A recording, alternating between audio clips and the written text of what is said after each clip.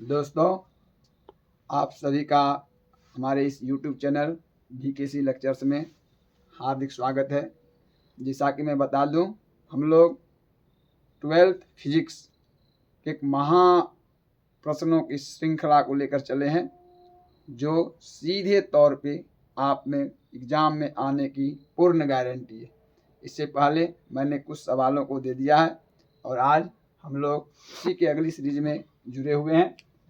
तो बारीकी से सभी प्रश्नों को देखना है और जो प्रश्न आपसे सॉल्व नहीं हो पा रहे हैं वो कमेंट में कर देना है ताकि उसका सॉल्यूशन डाल दिया जाएगा।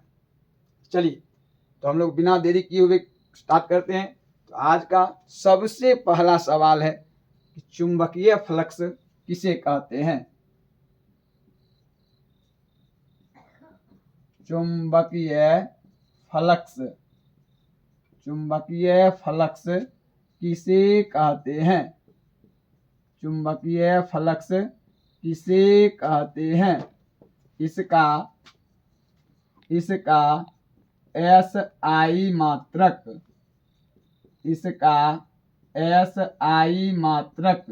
लिखें। ये पहला सवाल है, चुंबकीय फ्लक्स किसे कहते हैं, इसका SI मात्रक लिखें। तो कहता है कि मैग्नेटिक फ्लक्स क्या होता है, इसको डिफाइन कीजिए और इसके SI यूनिट को भी आप लिखिए। दूसरा सवाल है, प्रकाश के व्यतिकरण से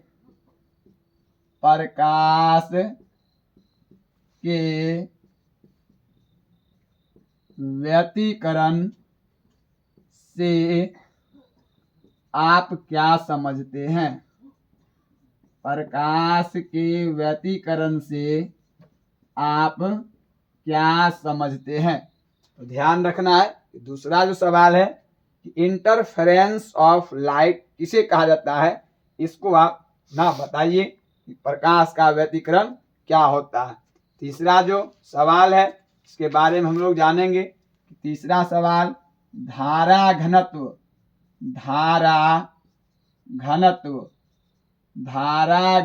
को परिभाषित करें। धारा घनत्व को परिभाषित करें। ये भी इम्पोर्टेंट सवाल है। धारा घनत्व, जिसको हम लोग करंट डेंसिटी के नाम से जानते हैं, उसको आप डिफाइन कीजिए और इसमें ये भी ध्यान रखना है इसका SI यूनिट भी दर्शा देना है। यहाँ बोलाने गया है फिर भी SI यूनिट यहाँ पे दर्शा देना है। इसके बाद नेक्स्ट सवाल जो है वो डोपिंग क्या है? ये भी बहुत इंपॉर्टेंट सवाल है। डोपिंग जो होता है इसको हम लोग हिंदी में मादन कहते हैं, इसका इंग्लिश नाम ही प्रचलन में है डोपिंग। तो मादन क्या होता है, डोपिंग किसे कहते हैं, इसको जो है दिखाना है। इसके बाद नेक्स्ट सवाल, प्रेरणिक प्रतिघात किसे कहते हैं?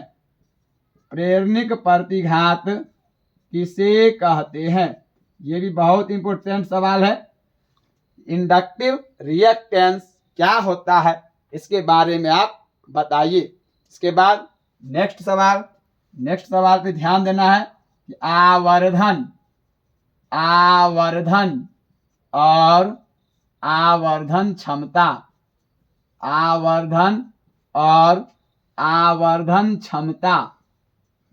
से आप क्या समझते हैं?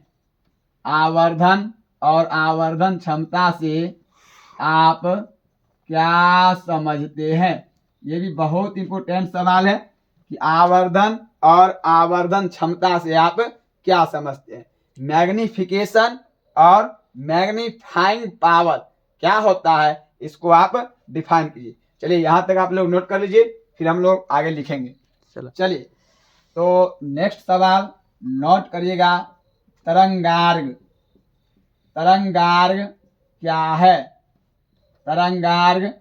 क्या है? यह कितने प्रकार का होता है?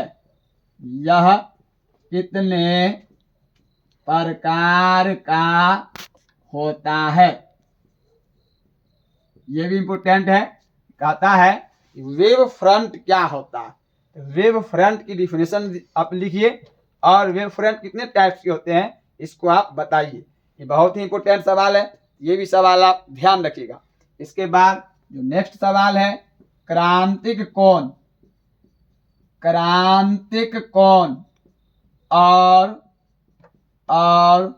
अपवर्तनांक, क्रांतिक कोण और अपवर्तनांक में संबंध स्थापित करें, में संबंध स्थापित करें। ये भी इंपोर्टेंट सवाल है। कहता है क्रिटिकल एंगल और रिफ्रैक्टिव इंडेक्स में क्या रिलेशन है, इसको आप बताने का काम करें। नेक्स्ट सवाल है, फोटॉन के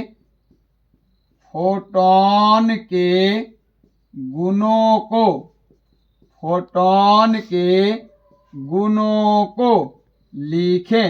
ये भी इंपोर्टेंट सवाल है। सवाल है कि फोटॉन जो होते हैं उनके कौन कौन से फीचर्स होते हैं, इसको आप बताइए।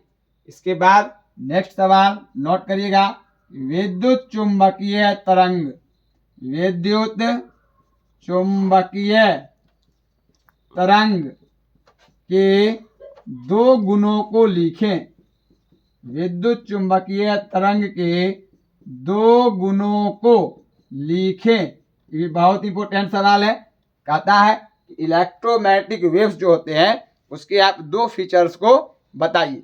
इसके बाद नेक्स्ट सवाल नोट करिएगा, विद्युत फ्लक्स, विद्युत फ्लक्स क्या है, विद्युत फ्लक्स क्या है, इसका SI मात्रक दें, इसका SI मात्रक दें।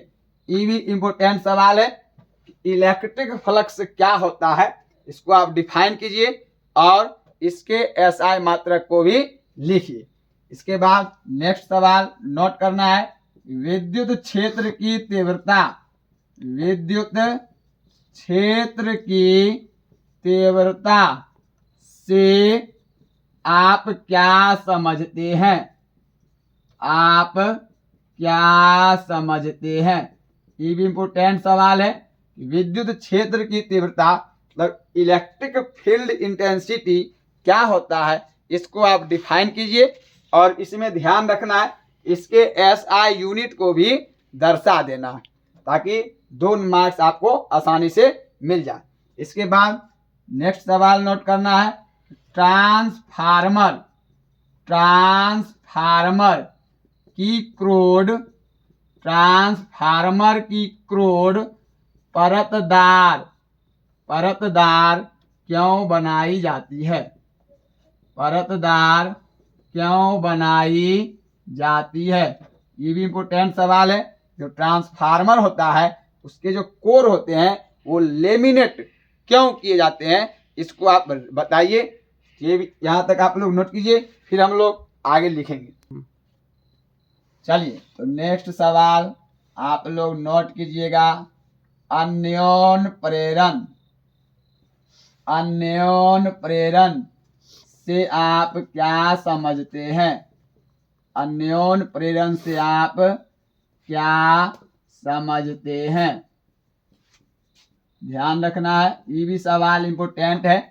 कहता है कि म्यूचुअल इंडक्शन क्या होता है, इसको आप बताइए। नेक्स्ट सवाल है, इसको नोट करना है, लेंस की क्षमता, लेंस की क्षमता क्या है, लेंस की क्षमता क्या है, इसका SI मात्रक दें। ये भी इंपोर्टेंट सवाल है। कहता है पावर ऑफ लेंस क्या होता है और इसका SI यूनिट लिखें। नेक्स्ट सवाल नोट करना है, भावर धारा, भावर धारा, भावर धारा क्या है, इसके उपयोगों को लिखें, इसके उपयोगों को लिखें। ये भी बहुत इंपोर्टेंट सवाल है। कहता है कि ईडी करंट जो होता है वो क्या होता है और इसके कौन कौन से यूज होते हैं। नेक्स्ट सवाल नोट करना है, चुंबकीय क्षेत्र रेखाओं के, चुंबकीय क्षेत्र, चुंबकीय क्षेत्र रेखाओं के दो मूल गुणों को लिखें।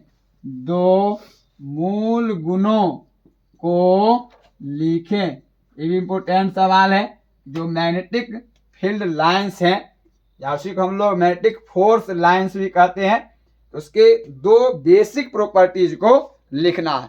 इसके बाद नेक्स्ट सवाल नोट करिएगा, विद्युत धारा क्या है? विद्युत धारा क्या है? विद्युत धारा क्या है? SI मात्रक दें। ये सवाल लगता है कि बहुत इजी है, तो इजी सवाल भी उसमें डाले जाते हैं, ध्यान रखना है। किसी भी सवाल को इजी वे में नहीं लेना, सारे सवाल आपको याद होने चाहिए। तो ये कहता है इलेक्ट्रिक करंट क्या होता है और उसके SI मात्रक को लिखें। इसके बाद नेक्स्ट सवाल नोट करिएगा, चुंबकीय याम्योत्तर।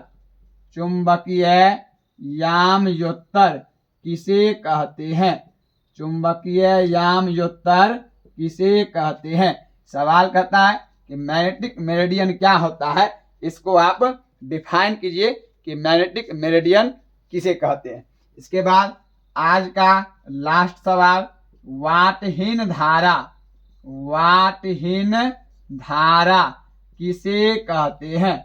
वाटहीन धारा किसे कहते हैं? ये सवाल कहता है कि वाटलेस करंट क्या होता है, इसको आप डिफाइन कीजिए। तो दोस्तों यहाँ तक आप लोग आज देख लीजिएगा, और मैं फिर से कहता हूँ जितने भी सवाल आप देख रहे हैं मेरे इस चैनल के माध्यम से, तो ध्यान रखना है इतने सारे सवाल जो भी मैं अभी महाप्रश्नों का जो महाश्रृंखला चला रहा हूँ, इससे बाहर एक भी सवाल आने वाले नहीं है।